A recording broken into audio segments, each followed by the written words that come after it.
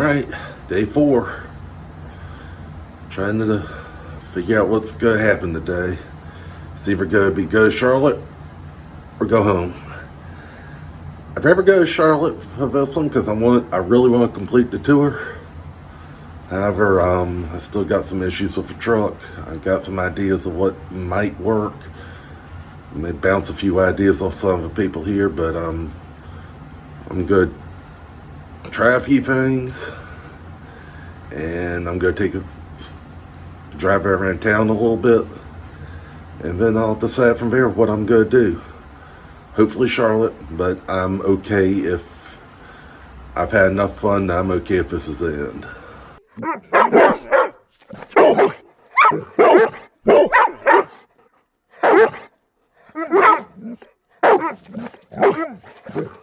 So where are things right now? Well, taking the lid off the carburetor, wiped in there with a rag. Looks like I could have done a little better job, but it is what it is. But I also, I filled the carburetor up with Berryman. That's not gas, that's Berryman in there. So I'm gonna go have my complimentary waffle from the hotel and let it do its thing. Also go try to pick up a 3/8 fuel filter, change the fuel filter on it. There's a Advance within walking distance of a hotel, so while I'm having my breakfast, figure out what time they open, figure out where Power Tour goes from here for me. Well, here's the fuel filter. This was put on before I knew better than to use these, but she's pretty dirty. And when I took it off, this big thing fell on the ground. That was about the color and texture of a piece of poop. So I'm hoping that that's the problem. I got this from Advance. And I got a spare one, so hopefully this will resolve any issues related to fuel starvation.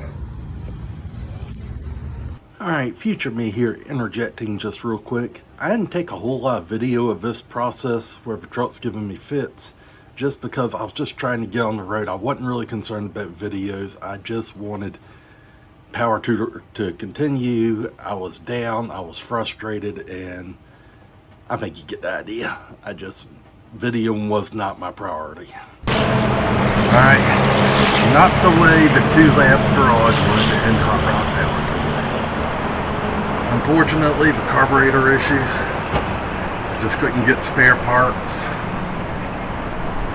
Not in time to stay on it and remain a long hauler. And that really stinks. But I do get to see my wife tonight. I get to sleep in my own bed, get to see my dogs. That's all great. That's wonderful. And I really mean that. I'm not being sarcastic. But darn, I wanted to finish Power Tour. I wanted to see my uncle tonight. I wanted to stay with my cousin. But heck, just wasn't meant to be. But I made it further than Motor Trend's Project X. I made it further than Vice Grip Garage's Cat Farm Crew Cab. So I guess that's a couple of feathers in my hat just for an old beat up work truck that I got 22 years ago for $500. I had fun. Just wish it hadn't ended like this. On the bright side, I got a darn near new 2022 GMC U-Haul, and something I hadn't had in several days. Air conditioning. So anyway, this is my Chariot for about that's 4 hours, 200 miles. I'm ready to go home. You ever have those days where you think things just can't get any better?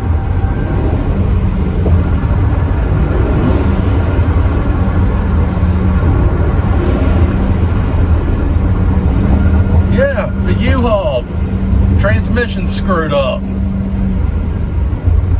I just want to get home. That's all I want now. Alright, Thursday night I made it back home around 10:30 at night.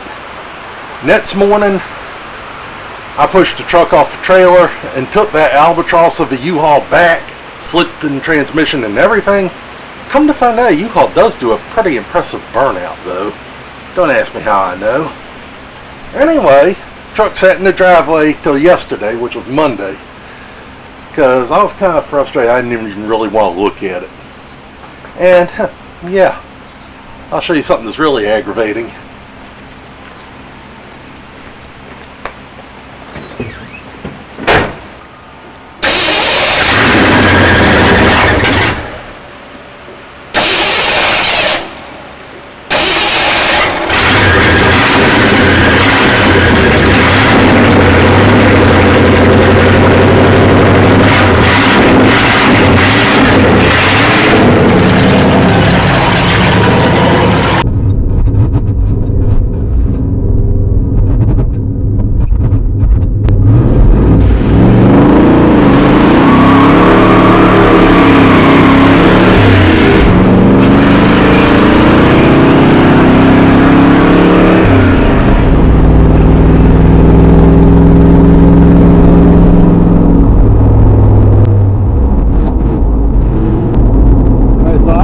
Yesterday, it won't running half bad. I feel a little better today because it feels a little off, but still pretty impressive burnout.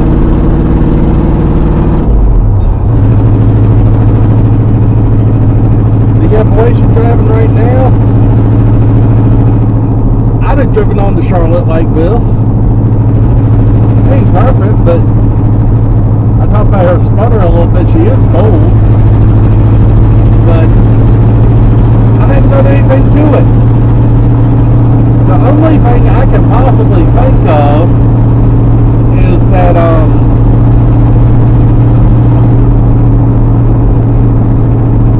the only thing I can possibly think of is Thursday morning when I was trying to get the thing running right, I had the top off the carburetor and I put my hand over the bowl.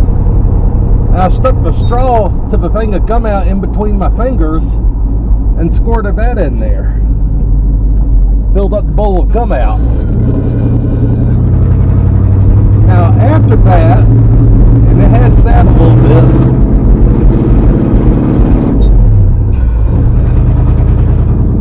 I did try to take it for a test drive. It didn't do crap. Ran terrible. And then when I tried to put it on the U-Haul trailer, it was all I could do to keep it running. Yesterday, I take it out, I do 70 miles an hour, no problem. Today, not perfect, but I did a pretty decent burnout. I'll show you all in a minute. Had fun doing it.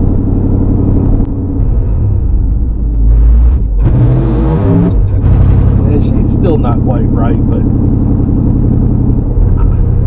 if it just maintained what it's doing now, it definitely could have finished power to her. So that really has me contemplating in my mind. Did I make a mistake? Should I have chanced it?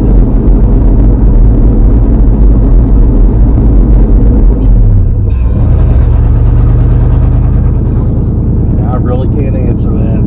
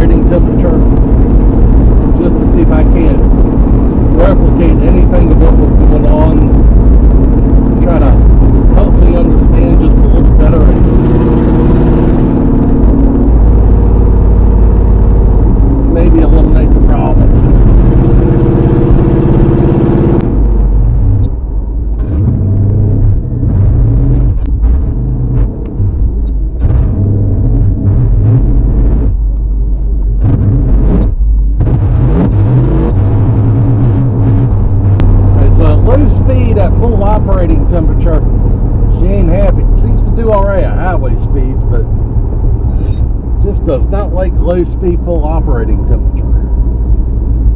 So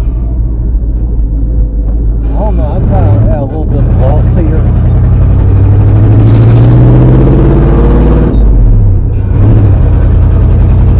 If you got an idea, go ahead and put it down in the comments. I just don't know. I'll figure it out sooner or later. Well, nice. Nice little one tire fire here.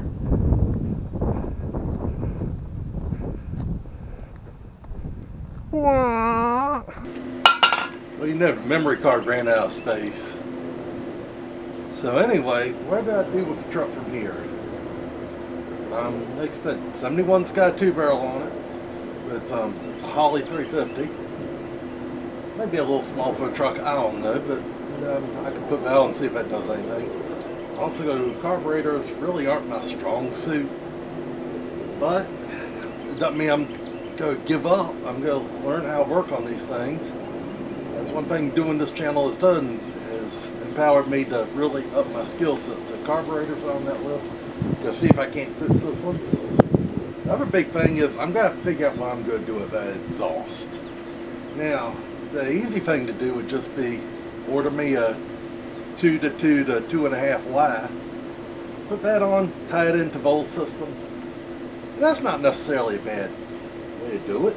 I don't want to just leave a flex pipe on there. I've got a specific thing I want that flex pipe for.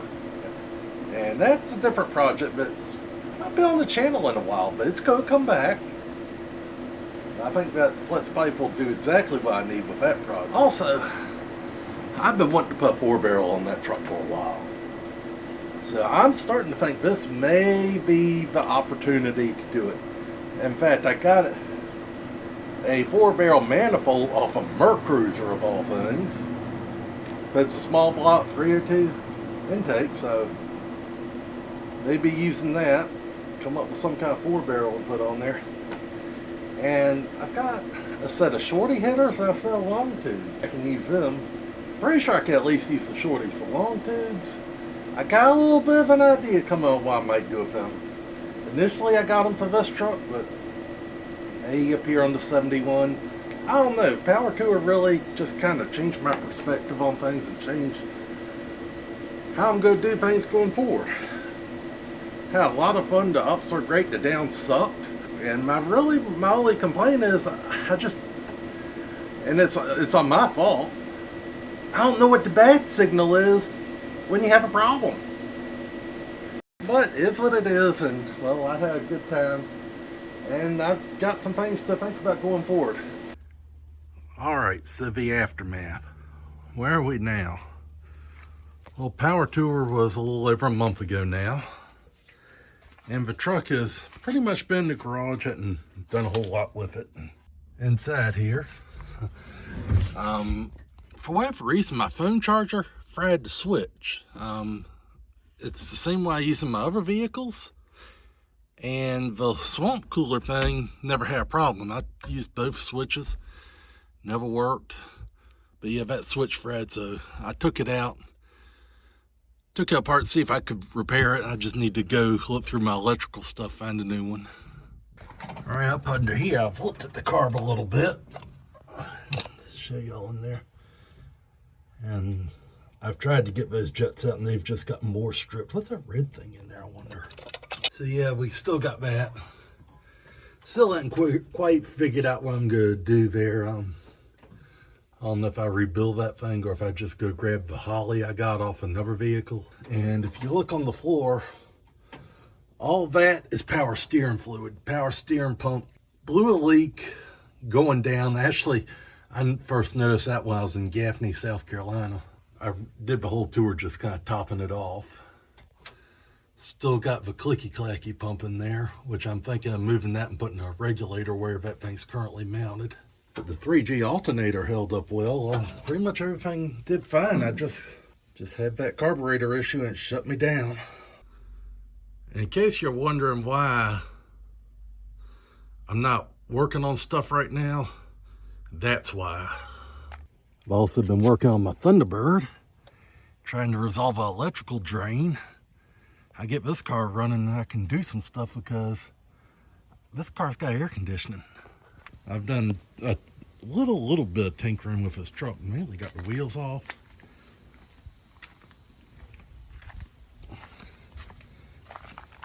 Got the tires ready to go on there. And actually worked a little bit on the wheels. I'm going to end up going with that gunmetal color on them. And the old 71, yeah, I've been asked about this a little bit. She's coming back to the channel. I've submitted paperwork so I can have a title and all to it. I'm really not looking to put a whole lot of work into this until I get papers. And I still got someone looking at hard drive stuff, seeing if they can't recover the initial revival attempt on this. And the old Fairlane, yeah, she's hanging in there, not a bad car. Actually kind of thought about putting this one on the market. But when I went and looked at it for that reason, I kind of got excited about it again, so I don't know.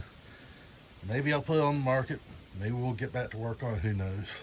Alright, so in conclusion, do I think I made the right decision to go ahead and wrap it up when I was having the problems in Rockingham? At the time I did. My wife will tell you I did. A few family members will tell you I did. And I wish I could tell you I did.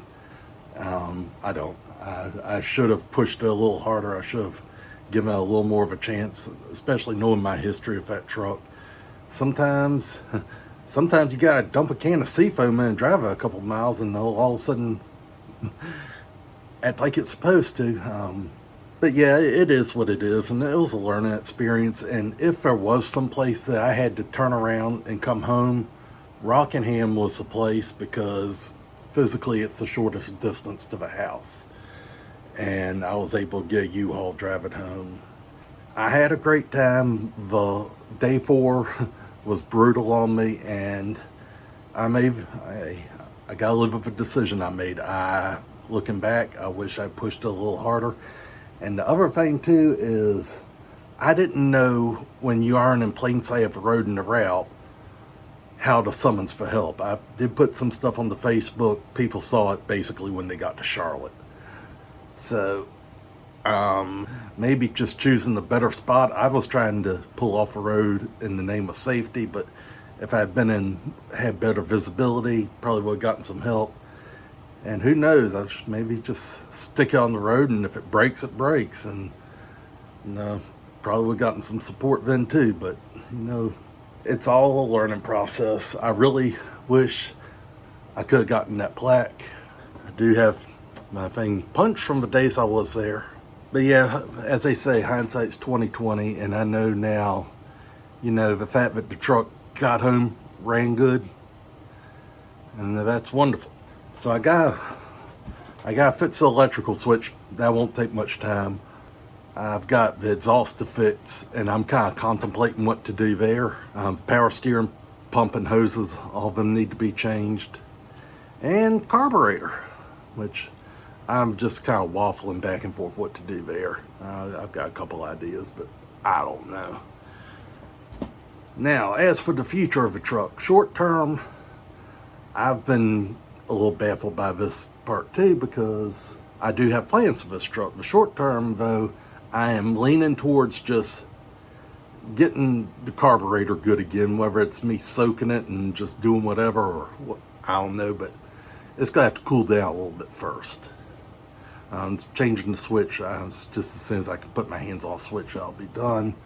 Power steering stuff, I gotta get the materials.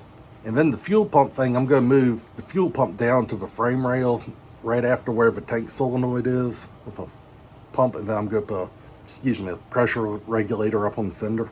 And that'll probably be the short-term stuff. Go ahead and put my block-off plate on, because I kind of like the electric pump, but no, I might put the mechanical one back on it. Long-term, however, I got some plans for this. According to the number stamped on the block, that engine is out of a 78. And the intake, everything's out of a 78. Which isn't necessarily a bad thing, it's just it's got those smog, air, emissions heads on it. which are low compression, have pretty big combustion chambers. So, you're not going to get so much out of them. But remember, a couple months ago, I was in the junkyard and I found a 67 Mustang. It had the 289 heads, small combustion chambers. They could open up one of the valves a little bit, but who knows? I got that set of heads, and I can't think of a better engine to get pre-emissions era heads than the ones in this truck. So, also, I bring that up. I know I'm going a little out of order. I've always wanted to put a 4-barrel on that truck. And I showed you that Edelbrock intake I got. Well, I think of putting that Edelbrock intake on it, converting it to a 4-barrel, putting Mustang heads on it, and I got a set of long tube headers. So I'm thinking of putting them on it. Well, the thing is, by the time you do all that, probably wouldn't hurt to put a cam in it. And then some of the earlier videos you may have seen where the transmission would get to where if I went like straight to first, like reverse to first, or if I'm out parking lot and just jam it in first, the transmission would lock up. But if I went 2-1, it did fine. So I'm thinking the synchronizers may be wore out. So what I am thinking is I'm going to get a couple projects going, but I'm going to get fits for now. But at some point, we're going to pull the engine out of this truck. And we're doing all this, we may as well just basically rebuild the engine and do the synchronizers in the transmission.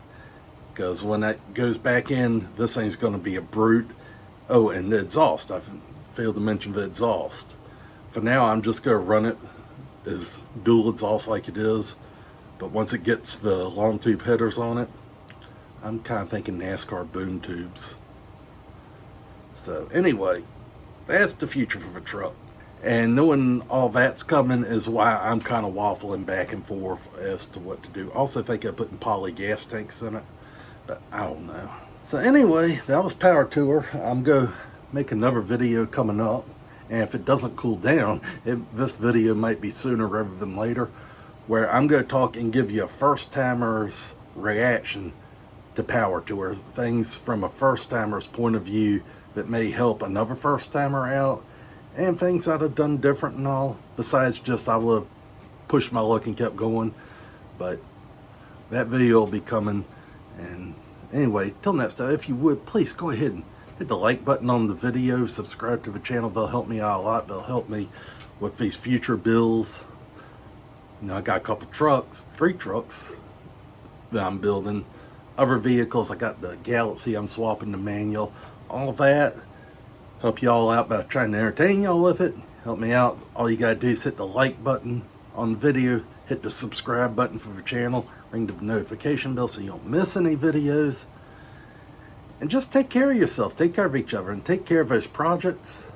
God bless you, and I'll see you again soon.